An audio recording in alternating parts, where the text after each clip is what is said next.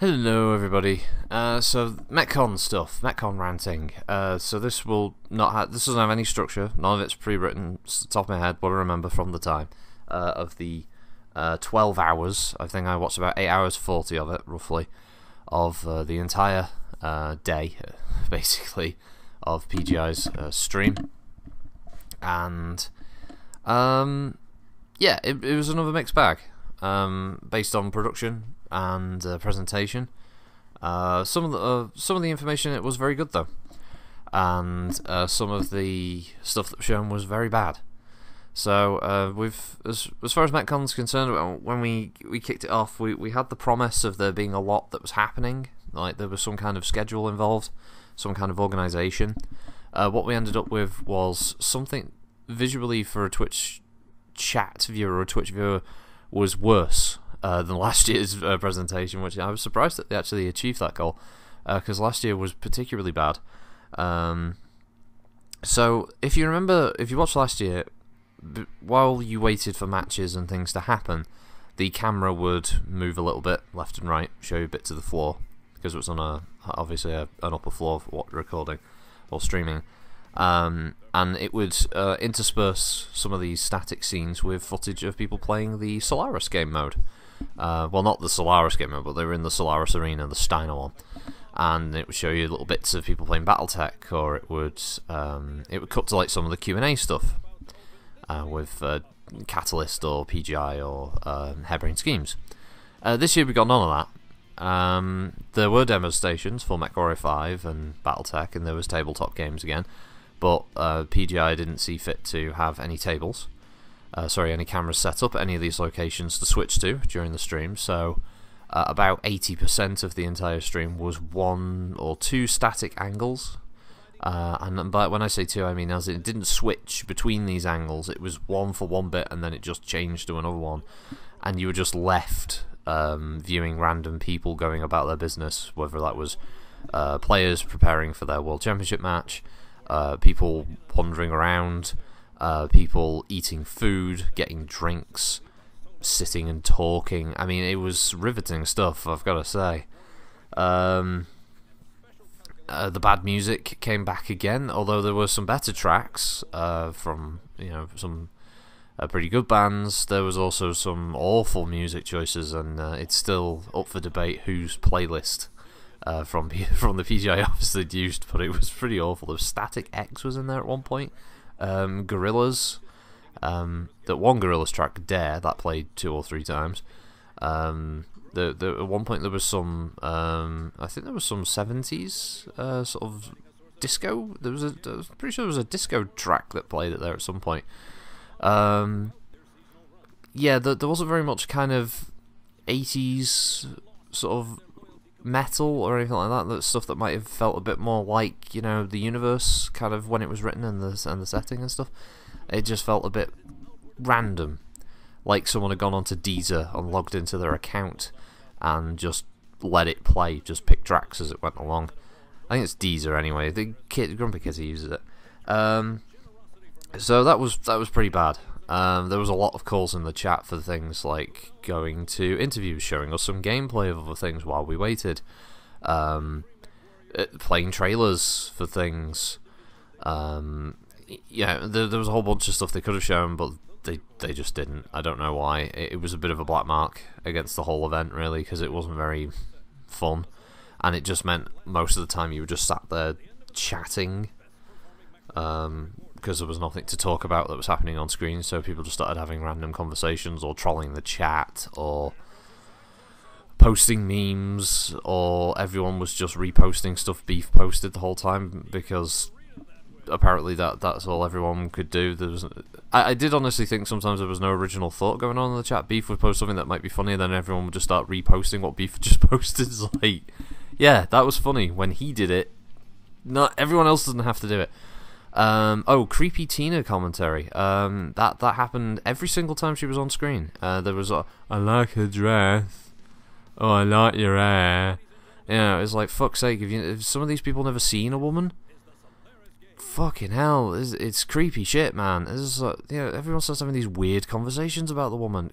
Just, oh, she's cute. You know, maybe someone's commenting on something, oh, she's cute. Alright, fine.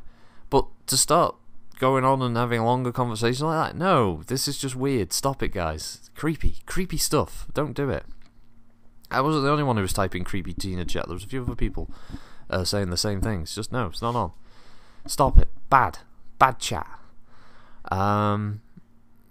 Yeah, so we had that. We had, obviously, there was the Sun Spider, which I will refer to now as the Son Goku Spider. It's a new clan heavy. It's supposedly an early Omni-Mech. So once again, PGI have decided to introduce an original mech. You already know my opinions on original mechs. Either you think I'm a dickhead on my opinions on the Roughneck from the previous year. I still have the same opinion that if in the wild, vast world of Battletech, with all of its history and all of the mechs that have yet to ever be represented in a computer game, they decide to introduce a whole new mech again. No idea why. They just do. Visually, it looks okay. You can see the sort of animal reference that they've gone there with the sort of jumping spider type visuals. I'm sure it'll be fun for a bit. It'll be like any new mech. It's popular for a week or two, and then it drops out of fashion. Same in the ways the Roughneck just didn't take off. I don't think this will do much either. They got Randall Bills on stage to legitimize it. I've got no problem with Alex Iglesias because this time it wasn't this time it wasn't framed as, oh, this is a reward for his work. This was just framed as, oh, we want to add another mech, and we want it to be our own. And here's Randall Bills to legitimize it by saying he's written some lore for it. Bye. You know, that was it, really.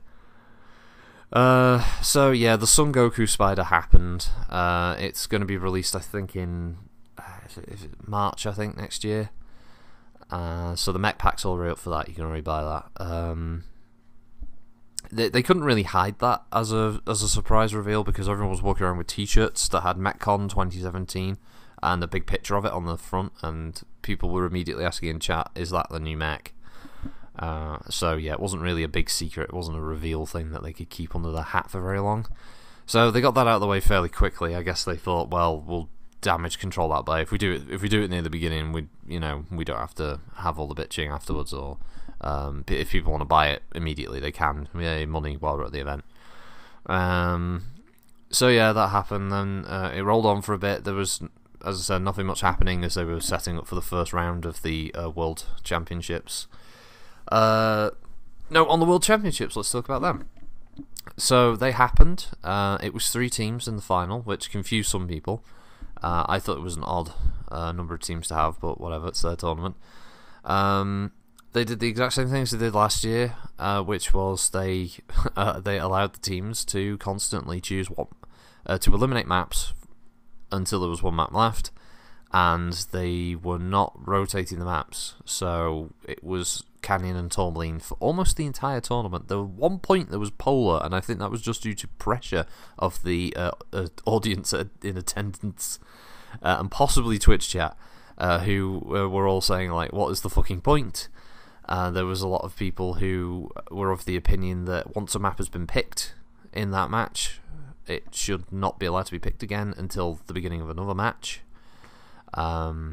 So yeah, it was just Canyon Tourmaline pretty much the whole thing, and it was pretty boring as a viewer. You just saw the same matches pretty much repeatedly. There were a couple of surprise a couple of surprise matches. A couple of them did go quite close. There were some good fights here and there. There was a rematch because apparently there was a heat bug where someone was hitting 50% heat and then they were powering down, which was weird. There'll still be a bit of a cloud of controversy that maybe surrounds that. Ultimately, the end result wasn't changed. It just meant that the winner had to beat the loser again. But yeah, that happened. And eventually I think it was EMP who won. I wasn't really paying that much attention to it. That was just kind of things that was happening while you were waiting for the stuff you were actually there for, which was presentation details. So Catalyst had their first presentation, which was basically showing off some of the new Battlemaster and the new Thunderbolt. in more detail, and the fact there's a new starter box coming out, so that's going to be cool. Definitely picking that up, because I wouldn't mind having those minis of the new Battlemaster design and Thunderbolt design. They both look very cool, amongst others. Catalyst, obviously don't have much else to say about that. Hey, we're the tabletop guys, we're the ones who keep Battletech going, so you guys can have, you know, your Mech Warrior games in the first place, you know. I always feel there should be a little bit more reverence given to the tabletop game, because without Battletech you wouldn't ever have Mech Warrior as an online series, but people don't really seem to give a shit. As I think some people seem to be of the opinion that Mech Warrior would have just magicked itself into existence without Battletech existing, but because there's enough conversations about just ignore the lore of the universe so we can have more crazy stupid fucking gameplay, alpha striking our way to victory. But yeah, the Catalyst thing happened. It was at least they're there. It's like wheeling out the grandparents, I guess. Like, oh, here we go. They want to say something. Come on, granddad. Come on, grandma. Say something. There you go. Oh, there you go. Pat them on the head and shove them back in the retirement home, I guess. Yeah. Then we go to, as I said, there was these huge stretches, 40 minutes long at times between the World Tournament matches with nothing happening. So the way they set it up was they made it sound like in between we were going to see like interviews from Tina with some of the VIP YouTubers and streamers. These were obviously being recorded in the first half of the day, and then later on we got those, and basically they were alright. You know, that they happened. They weren't really much of an interview. They were more just a kind of like, are you enjoying yourself? Yeah. Did you like Mech Warrior 5? Oh yeah. Where did you come from? Oh, I came from X location, Y distance. And Tina just sounded terrified the entire time, and then it would go back to static image. So I'm not quite sure, right? If you're PGI, and I'm just thinking about a recent event, a game-specific convention I watched, which was Star Citizen. They have a very popular community of streamers and YouTubers who they invite, the same as PGI did this year, and they'll pay for some of them to come over. And basically, what they had them do for the whole event was they streamed, and they did funny shit. They were regularly engaging with people, and they were promoting the game the whole time. So a majority of the event, you watched them do things in the alpha. I think it was Alpha 3, or a sort of version of Alpha 3 at the time. If you follow Star Citizen, that'll make sense. If not, don't worry. Essentially, the YouTube people and the streaming people, they would essentially be promoting the game the whole time. They'd be doing this live stream, and they'd be having fun, and by extension you feel that the product is fun as well. You might be interested in buying a pack from CIG. PGI didn't really seem to have any plan with bringing YouTubers and streamers to the event, other than to say, look, we have a community of people on YouTube and Twitch, which is fine, I guess. Preaching to the converted. Would it have not been better for them to have had something set up for these people, like maybe have them, if they had, say, 8 of them, they could have had them go into some fun little 4-on-4 match types against each other, having them maybe do some live streaming of their own, playing the game, anything really that would help promote the fact that you've got a community of people who promote your game for free, essentially, and use these people, use them. You've got, you had Baradul there. He's got a pretty healthy subscriber number, and on YouTube, fucking use him, But loads of people recognised everybody that was there, and they were all positive about what they said. The chat wasn't negative at all about this. PGI didn't use these people. Why? Why would you do that? Other than, I don't know. It was weird. It was a weird wasted opportunity. Maybe next year they'll wise up and they'll do that again, and maybe they'll use them in some respect, because it was a 12-hour event, and it wasn't like they they were brimming with content to show people. This could have been a perfect time to have those people fill that gap while you were waiting for a World Championship match. It's not like you could have just cut to the match when it was going to start, you know? Whatever. Hopefully, PGI, you'll figure that out.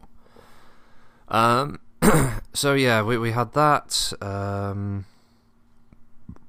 Later on we had the Battletech presentation, or I say presentation. There wasn't really much of anything, sadly.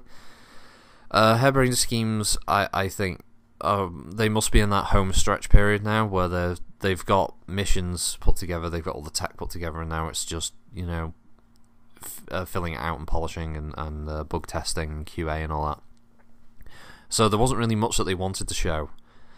So essentially, Mitch Giltman and John Weissman played a beta match of Battletech. If you haven't already seen videos of that, it was fun. It was a laugh. They certainly had a lot of energy.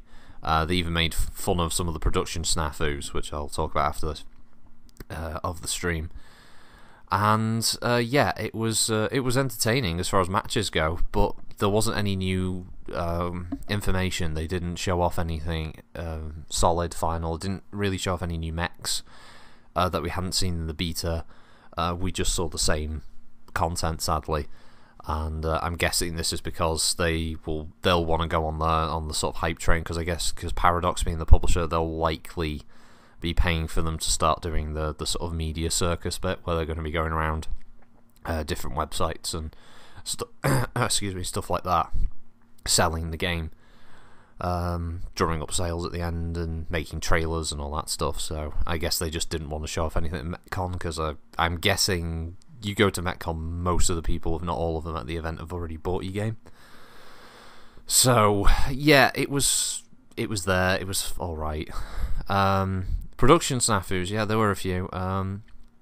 Semi-regularly, this happened at the beginning, but people would come on stage and Bombadil would have a microphone and his worked, and then a second person would come on stage and their microphone didn't work, which seems to suggest that their audio setup only allowed one microphone to work at a time for some reason.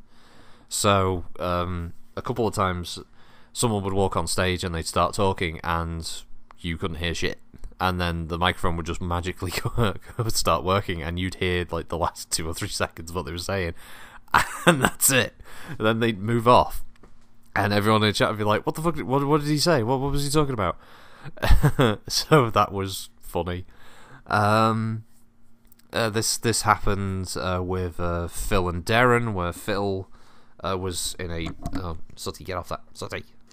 No, get off that. Sorry. Where Phil was in a shark costume, and you couldn't hear him when he first started talking. And then when the rematch thing had to happen because of the aforementioned heat bug, Paul was in a suit and he turned up, and you couldn't hear anything he said about what had actually happened. So people in chat spent like an hour trying to get information about what had actually gone on.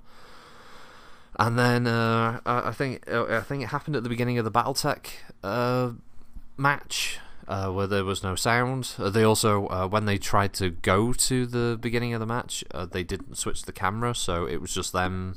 You were watching them looking at a screen and no gameplay, and even they laughed. Even they had a joke at PGI's expense there about the production value.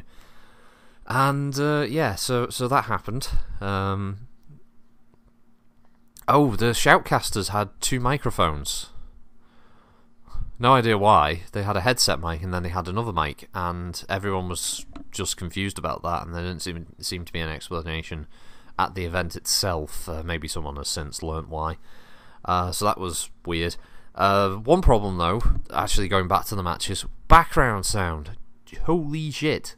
It was you could hear them, but you could hear everyone else in the auditorium quite clearly. So matches were usually a din of noise of people who were having conversations and drinking and eating and playing other games, and the actual match that you were supposed to be watching from the World Tournament was drowned out completely. You'd hear the 2 shoutcasters, you couldn't hear any of the actual match gameplay.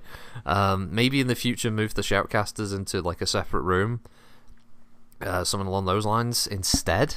so they don't get drowned out by all the noise in the auditorium. So fix that problem.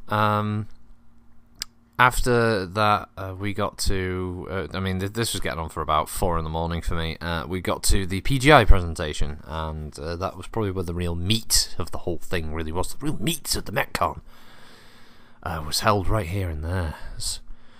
Russ himself took to the stage, looking like he hadn't slept for 6 years.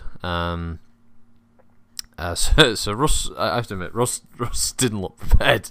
He was doing his entire presentation by looking at his phone going, yep, okay, do this, then do that. It's the contrast. Paul turns up on stage in a suit, which was probably a joke or whatever, maybe some kind of dig at corporate execs, and then Russ turns up in a t-shirt that didn't really look like it fit him very well, unfortunately, which did lead to comments in the chat. And then...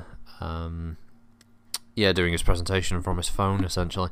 So, what happened was he talked obviously about MechWarrior Line and MechWarrior 5, because 90% of the people there were interested in MechWarrior 5, and what was potentially going to happen with MWO going forward. So, what we found out was the city map is coming in March, which is something he'd already said before. I think that was in the pre-Mechcon town hall they did. And, that wasn't a surprise. They did show it off though. I hope to God this is an early fucking run of this map, or this is some kind of pre-visual build, because fuck me, it looked awful. Visually, it looked awful. I mean, the map layout and the design might be good, but it looked ugly. It did not look good. There were windows that were supposed to be lights on the buildings that were on the structure part, not the actual window itself. In some of the shots, it looked weird. It looked bad. It looked like someone had tried to make a homage map to MechWarrior 2. It was not good. It's called Solaris City apparently, and they've got like billboards and bits and pieces like that. It would be fun to have an urban map, but I'm not sure again if it's quite the urban map people were expecting. You see, the thing is, whenever urban maps combat is described in Battletech, it's usually the idea of a dense urban zone with long streets and side passages and side alleys and stuff like that. And these are the things that mechs would jump on top of a building, and then they'd fire down on top and jump behind another building, and they'd use the streets and stuff to move through, and they would engage targets like that. This looks like there are some really tall buildings around the mechs, around the outside, and maybe some other buildings, but it doesn't really feel like an urban centre. I don't know. We'll see how it goes. Hopefully it'll improve over time, but yeah, the long awaited urban map doesn't look that great. Then they did the video about the Solaris mode. There's a little trailer for that. A lot of information was revealed there about how it will work out.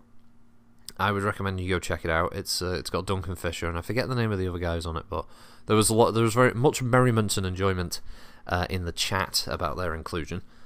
Hopefully they will actually be narrating the mode while you play it as their characters, rather than just being for that one little bit, for that trailer.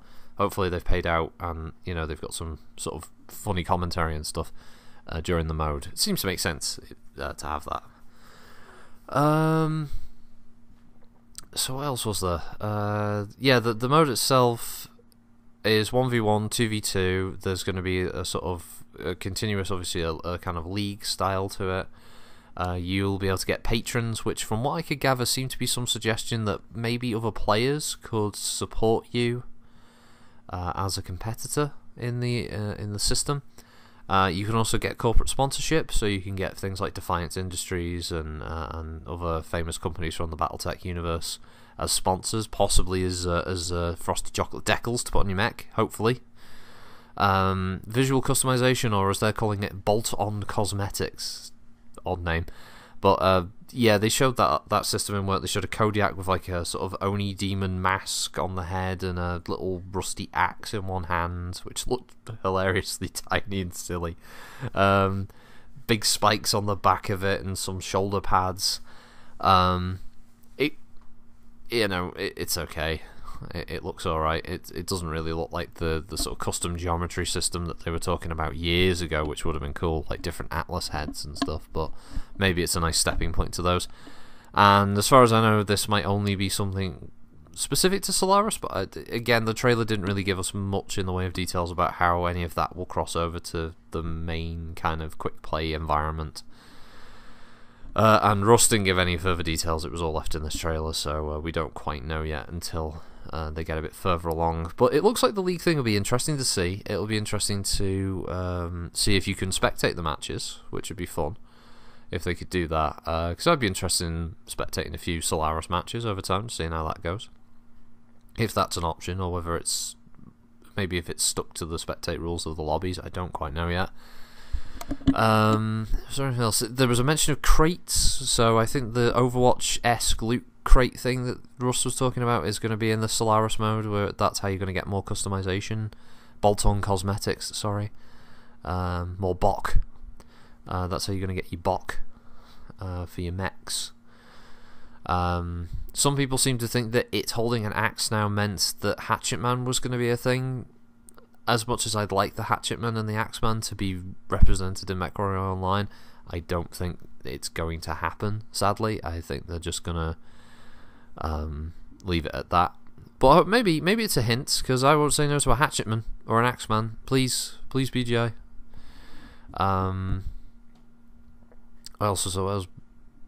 Did anything else happen in that Solaris thing? Oh yeah, that was the cool thing, the really cool thing. MechLab 2.0. So you're going to have, or is it 3.0 now? I think it's 3.0. Regardless, there's going to be an orbital 360 camera in the mech bay. So you'll be able to see... Oh, sorry, it was Mech Bay 2.0, sorry. Yeah, so you can have the camera now fully rotate around your mech. And the cool thing is you can go first person and walk around in the mech bay and look at your mechs in the mech bay. It's very nice addition. I was quite happy to see that. It'll be good for me, for videos. It may mean I have to go back and maybe possibly redo Lore Wars. I don't know. I can't really do that without doing entirely new videos.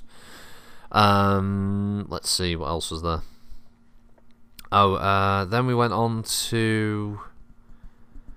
What was it? MechWarrior... Oh yeah, that's it. I may as well put that out there. 27th of December. If you log in on that day and play a single match, win, lose or draw, you get 3 million C-bills, some premium time, 1,250 mech credits, 25 stocking stuffer clicks on the website, and you also get, these will arrive in March next year, a Roughneck hero and a Sun's Goku Spider hero. So make sure you log in for that. December 27th, one game, just play that. What else was there?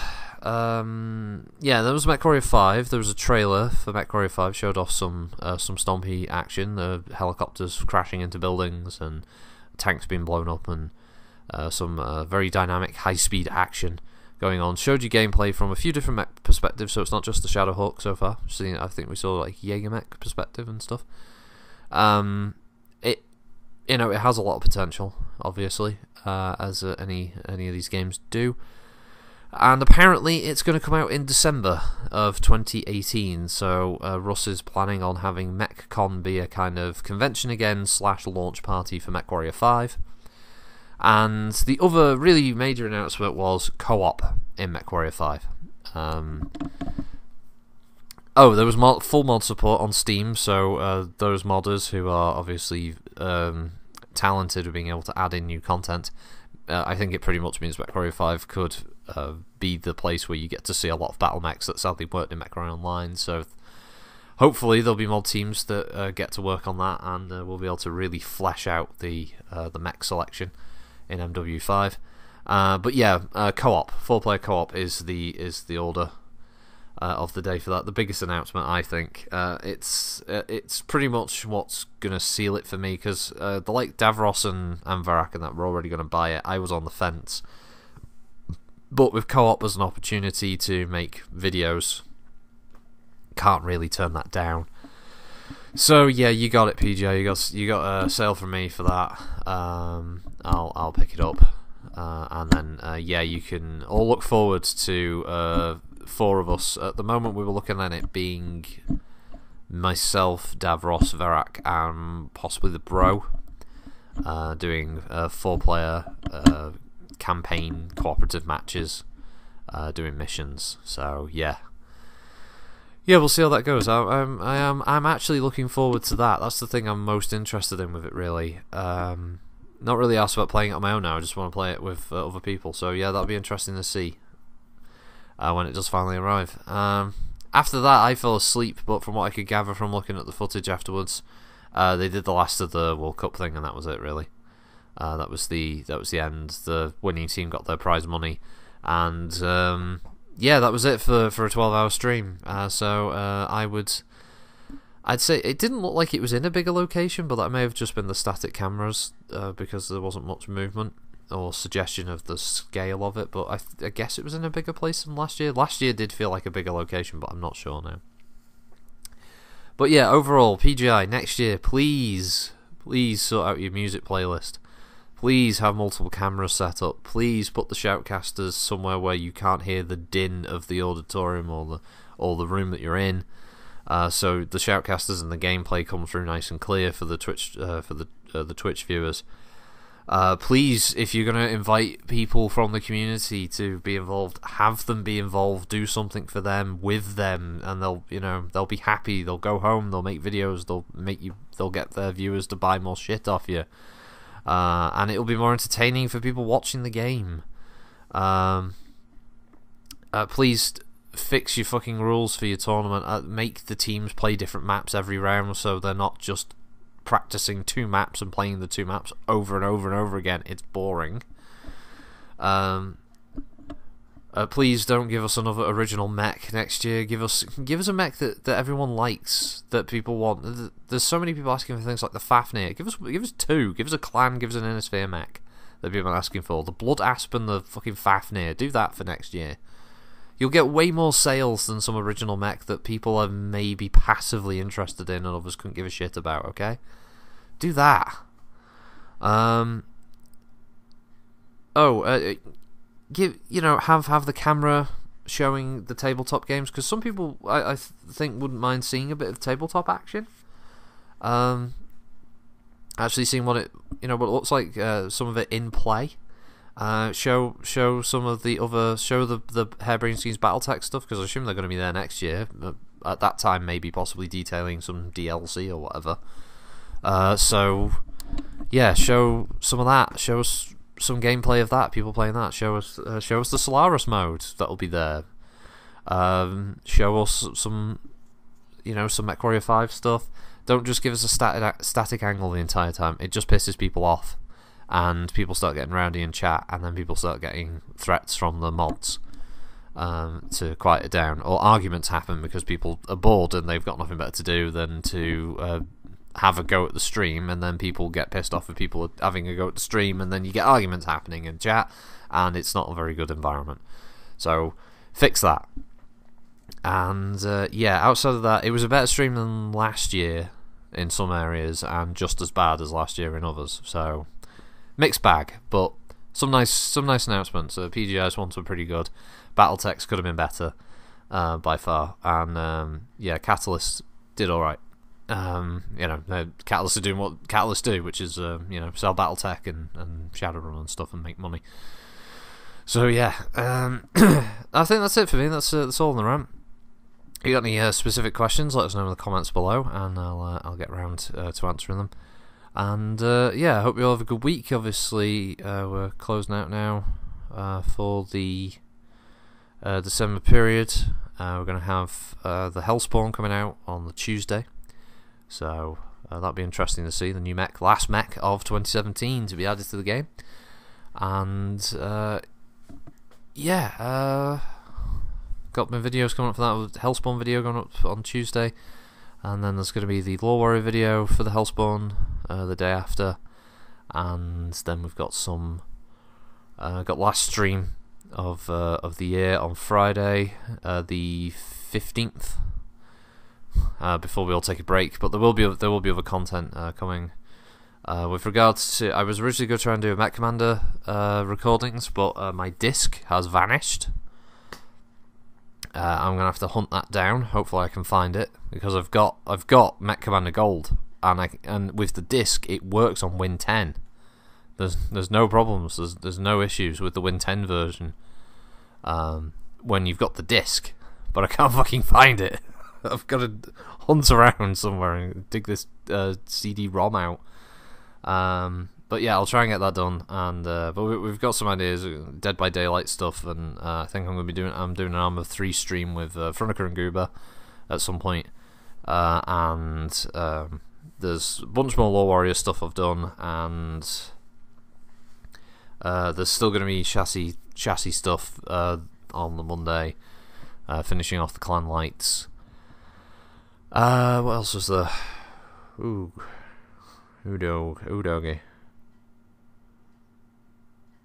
Yeah, I mean other bits and pieces, but yeah, I'm going to try and keep it filled with stuff. So yeah, have a good one, everybody. Thanks for listening. Bye.